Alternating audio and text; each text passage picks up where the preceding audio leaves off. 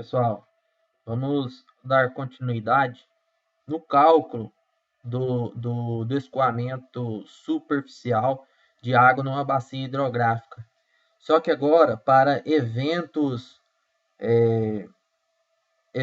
múltiplos, né? Mais de um ou dois eventos aí, que pode ocorrer em um único dia, tá? Bem, basicamente os objetivos são os mesmos, né? O cálculo, a estimativa desse volume escoado, né? E as condições de avaliação as mesmas. E também as mesmas do questionário e a bibliografia. Bem, eu havia dito a vocês que existe uma classificação de tipos de solos, né? A, B, C e D, de acordo com a textura, né? E aqui uma outra tabela de valor de CN. Bem, vamos esmiuçar um pouco mais esses grupos de acordo com a textura e o local, né? Então, alguns grupos hidrológicos de solo, o grupo A, B, C e D. Dentro de cada um desses grupos estão as características específicas de cada um. Então, na hora que você pegar uma bacia hidrográfica ou um exercício para fazer a resolução, você tem que ver qual que se enquadra aqui. Bom, aqui uma situação nova, que é o quê? Condições de umidade do solo. Ou seja, aqui nós estamos falando de qual é a condição de umidade do solo que ele se encontra naquele momento em que está ocorrendo o evento de precipitação. Então, se choveu um dia anterior a uma hora atrás, agora no próximo evento de chuva, deve ser considerado que o solo está úmido porque choveu uma hora atrás, ou porque ontem choveu, ou 10 dias choveu, né? Então, é essa situação que está sendo considerada.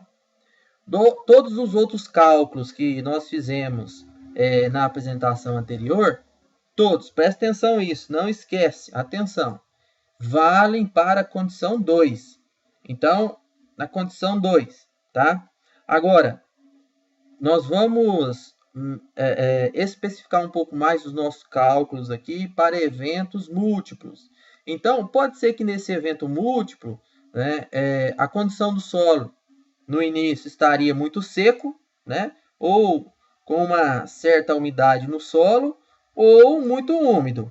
Então, o primeiro passo que deve ser analisado é isso daí. E para que isso serve? Onde vai ser aplicado isso? Bem, eu disse a vocês que para iniciar o cálculo do escoamento superficial, a primeira coisa é descobrir, interpretar um valor de CN de uma das tabelas. Veja que na apresentação anterior eu mostrei que nós vamos adotar um CN de acordo com a bacia, vamos substituir o valor aqui nessa equação do CN, e descobrir o S, que é um parâmetro de armazenamento. Isto, né, na apresentação anterior, está valendo para a condição 2. Agora aqui, como são várias condições, né, 1, a 2 ou a 3, então nós temos que agora fazer essa determinação do valor de CN para a condição daquele momento. Então, para isso, existem duas equações. Lembrando novamente, o que foi feito anterior era para a condição 2. Agora, nós vamos avaliar a nova situação do solo, porque vamos calcular eventos múltiplos, para ver a nova situação de umidade do solo, para ver em qual condição que o solo se encontra de umidade, se é na condição 1, 2 ou 3. Então, considerando que não seja mais na condição 2, nós temos então que fazer uma conversão da condição 2 para 1 ou para 3, ou seja, para aquela condição real que o solo se encontra de umidade. Então, se o solo estiver muito seco, nós temos que converter o valor de CN da condição 2 para a condição 1, porque na condição 1 diz que aqui é para solos secos. Agora, se o solo estivesse com uma umidade alta, aí nós teríamos que converter da condição 2 para a condição 3, porque a condição 3 refere-se a solos úmidos, né? Onde está próximo da saturação e com qualquer chuvinha começa a iniciar um processo de escoamento superficial. Então, são essas duas equações. Então, considere sempre que está na condição 2, avalie como está a umidade do solo. Se não estiver na condição 2, se ela estiver na 1 ou na 3, deve ser convertido. E aí, como que é feita a conversão? Utilizando a equação. Para a condição 1, você pegue o valor da condição 2, obtido em uma das tabelas aqui, por exemplo, né? Você vai encontrar esse valor aqui da condição 2, substitui ele aqui em cima e embaixo e resolve a equação, né? Com bastante cuidado para não errar aí cálculos matemáticos. Assim vale para a condição 3. Pega o valor de CN da condição 2, encontrado na tabela, e substitui na equação, e aí você encontra um novo valor de CN para a condição 3, se o solo estiver muito úmido. Bem, então vamos lá para os cálculos. Bom, pessoal, a equação ela é um pouquinho diferente. Preste bem atenção. Olha a diferença aqui, ó. Compare bem essa daqui para eventos múltiplos. Agora vamos para outra, para evento único. E veja uma para evento único. É um pouquinho diferente, tá? Muita atenção para evento único ou eventos múltiplos. Mas o princípio da sua composição é o mesmo. O que? O escoamento, agora acumulado, porque é mais de um evento. Precipitação acumulada, porque é mais de um evento. Equação válida, da mesma forma, quando a precipitação for maior do que o IA, né? Ou, que é o parâmetro aqui de armazenamento, vezes 0,2, ou ele, né, dividido por 5. É a mesma situação. Se for menor, então aí o Q vai dar 0 e aí não ocorrerá então escoamento superficial. Então a primeira coisa que você observa será isso. Observe aqui uma coisa, pessoal, que eu já disse em outros momentos e vocês devem relembrar. Precipitação é igual a escoamento mais infiltração. Ou o escoamento é igual a precipitação menos a infiltração. Ou a infiltração é igual a precipitação menos o escoamento. Pare aí, reflita novamente o que é isso. Nada mais é do que inversões matemáticas. Tá? Então, se precipitou 100%, suponha que 30% vai escoar e 70% vai infiltrar. Por exemplo, e aí você brinca de inverter os valores para lá ou para cá da igualdade. Tá? Muita atenção nisso, porque isto vale para cá, ó, para os eventos de precipitação, escoamento, infiltração acumulada ou de evento único, que está tudo dentro desse quadrado, dentro dessa tabela. Bom, aqui em nossa simulação, nós vamos considerar, então, que o valor do CN será 80. Esse CN, ele já estaria convertido para uma condição 1 ou condição 3, se fosse necessário, tá? Então, essa situação deve ser observada, não esqueçam. O S, o parâmetro de armazenamento, também já está calculado, né? Em função lá do 25.400 dividido pelo CN, que é 80. Se quiser, você faz aí esse teste. E o índice de perdas iniciais também está calculado. Está aqui, ó, o IA. Pois bem, então beleza. Vocês podem fazer esses testes aí. Então aqui nós estamos com a tabela onde foi anotado, né? Você pode ter um pluviômetro em sua casa aí, ou na sua fazenda, ou no exercício, vai aparecer, onde tem aqui, ó, 7 colunas. O tempo, né, em minuto da precipitação, o volume precipitado daquele evento, a chuva acumulada, né, naquele tempo, o escoamento acumulado, a infiltração acumulada, o escoamento do evento único dessa única precipitação aqui, e a infiltração do evento único dessa única precipitação aqui. Então, depois de 10 minutos, precipitou ou choveu 5 milímetros, né?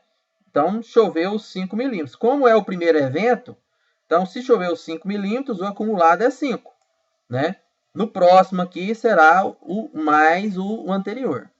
Então, se choveu ou precipitou 5, acumulou 5. E aí, você fez o cálculo, resolveu os cálculos aqui para descobrir qual foi o que? O escoamento. E você verificou que o escoamento foi negativo ou zero. Se deu negativo, aí você considera zero, porque você não vê escoamento negativo, né? Se deu negativo, porque está zero, tá? Então, o escoamento foi zero. Se o escoamento foi zero e precipitou 5, quer dizer que infiltrou 5. Não é isso? Só se você verificar aqui nessas três equações. Isso é óbvio, né? Então, é por aí. Então, não escoou nada, escoou 0 e infiltrou 5 no evento único. Agora veja. Após 20 minutos, deu uma outra chuvada. Choveu mais um pouco. E aí, se em 10 minutos choveu 5, passou mais 10, choveu mais 7. Então, choveu mais 7 milímetros depois de 10 minutos. Então, totalizou 20 minutos, né? O acumulado é os 7 dos últimos 10 minutos, mais 5 milímetros dos 10 minutos iniciais. Somando os 10 minutos iniciais mais os 10 minutos últimos, então agora deu 20 minutos. E aí, então, deu 5 mais 7 milímetros de chuva ou de precipitação. Então, agora acumulou 12 milímetros precipitados, né? Precipitou 12 milímetros. Um evento anterior e o do momento agora. Aí você vai pegar esse valor de volume, esse valor de precipitação acumulada, né? E vai jogar aqui no P, né? Porque ele já é acumulado segundo evento. E daí, depois de resolver toda a equação, você vai verificar que vai dar zero, ou próximo de zero, ou negativo. Portanto, o escoamento foi zero. Então, você conclui novamente que se precipitou, se acumulou 12 milímetros e não escoou nada, né, zero, quer dizer que novamente infiltrou 12 milímetros, justamente os que precipitou. Então, no evento único não escoou nada, zero, e infiltrou 7. Nesse evento único, nos últimos 10 minutos, infiltrou 7, e no evento passado, infiltrou 5. Tá? Então, aqui são eventos únicos, e esses 3 aqui são os acumulados. Vamos para o próximo. Bem, veja, já está ficando mais fácil agora para você entender. Passou mais 10 minutos, agora acumulou 30 minutos. Então, precipitou mais 9. 9 milímetros mais 12 do anterior, então agora nós temos um acumulado de 21 milímetros. Você pega o 21 milímetros, joga lá no P de precipitado, você vai ver, descobrir qual o valor de Q, que é o escoado. E aí você começa a notar que deu um valor próximo de 1. Então, escoou dos 21 milímetros acumulados que precipitou, escoou 1 milímetro. Portanto, 20 milímetros infiltrou. Simples. Tá vendo que está obedecendo essas 3 regrinhas aqui, ó. Bem, então aqui para o evento simples, escoou então 1 milímetro e infiltrou 8 dos 9 que precipitou, tá? E assim por diante. Veja nesse caso que agora que já acumulou 3,3 milímetros e que infiltrou 25,7 milímetros. Vamos para o próximo. Veja. Aqui nesse caso, choveu mais 4 milímetros, acumulou agora 33 milímetros de chuva e escoou 4,9 milímetros. E infiltrou 28,1. Vamos para o próximo evento de chuva. Veja então que após toda a nossa anotação aqui de eventos acumulados de chuva, chegamos no final que escoou 5,8 milímetros, ou seja, 5,8 litros por metro quadrado, né? E infiltrou 29,2 litros por metro quadrado. Gente, isso é muito alto. 29 litros por metro quadrado. Agora você considere 1 hectare e faça os cálculos para você ver qual é a capacidade de suporte de água no solo. Por isso nós chamamos que os solos do Cerrado, Planalto Central, é a caixa do Cerrado do Brasil, caixa d'água do Cerrado, né? A caixa d'água do Cerrado.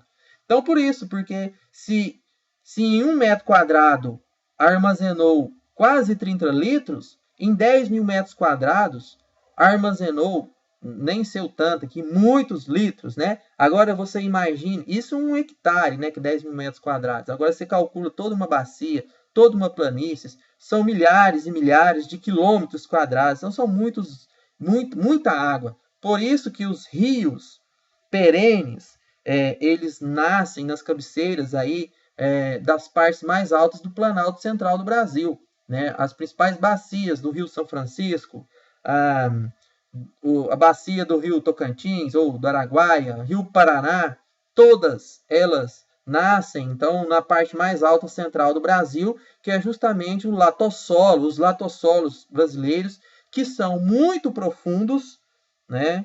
E com uma porosidade muito alta, né? Lá nas aulas de física do solo, você viu lá que a estrutura dos latossolos é granular, semelhante à pó de café, não é? Que facilita muito a infiltração de água no solo. Então agora você está relacionando uma coisa com a outra, esses cálculos com a capacidade de armazenamento, de infiltração e armazenamento e perenicidade dos rios do nosso país. Aqui eu deixo para vocês essa outra transparência com um esquema colorido mais para tentar facilitar o seu entendimento. Olha só, deixei essas perguntas aqui, acabei de comentar elas com vocês agora. Responda elas aí em seu caderno, tá? Aqui eu ainda não comentei essa. O que poderá ser feito para zerar o escoamento? Não comentei agora, mas durante todo o curso e as apresentações eu venho falando, né? Quer dizer, ações para aumentar a infiltração de água no solo. E o que seria? Quais seriam? Faça aí um texto aí de 10 linhas aí explicando o que seria. Bem, pessoal, agora para finalizar, um último cálculo. Tudo que nós falamos aqui até agora foi considerando valores de CN numa condição mais seca ou mais úmida ou mediana, que é a condição 1, 2 ou 3, né? Isso considerando uma bacia hidrográfica que contenha esse CN. Agora é o seguinte, a coisa vai só, né, dando aquela melhorada. Vamos considerar que uma bacia hidrográfica tenha CNs variados. E eu estou considerando aqui somente 3 CNs.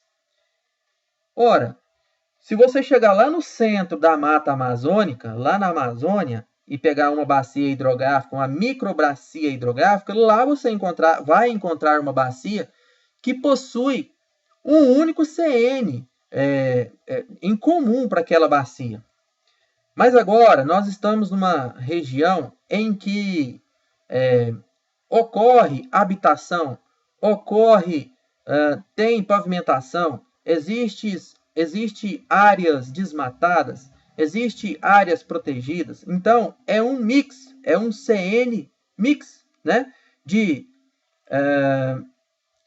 tipos de solo, de áreas comerciais, indústrias, de florestas, telhados, plantações. Não é verdade? Então, uma bacia hidrográfica das regiões mais desenvolvidas possui uma mistura, é uma mistureba de tudo isso daí, ó. São todas, então possui vários CNs. Então, gente, em uma bacia hidrográfica que possui CNs diferentes, aí você tem que fazer uma ponderação. É um cálculo matemático simples. Os professores de matemática adoram isso daqui, ó, fazer uma média ponderada, muito simples. Basta você descobrir quantos por cento da área está com aquele CN, quantos por cento da área está com outro CN, quantos por cento da área está com outro CN. Se tiver 10 CN, você tem que descobrir o percentual de CN de cada uma dessas 10 áreas. Aqui está somente com 2 exemplos. Eu falei 3 no início, mas somente 2. um CN para uma área urbana e um CN para uma área rural dentro de uma mesma bacia hidrográfica. Então, a partir daí, eu vou encontrar um CN médio dessa bacia hidrográfica que contém essas duas áreas, rural e urbana. E para fazer a ponderação é muito simples, o CN médio é igual, então.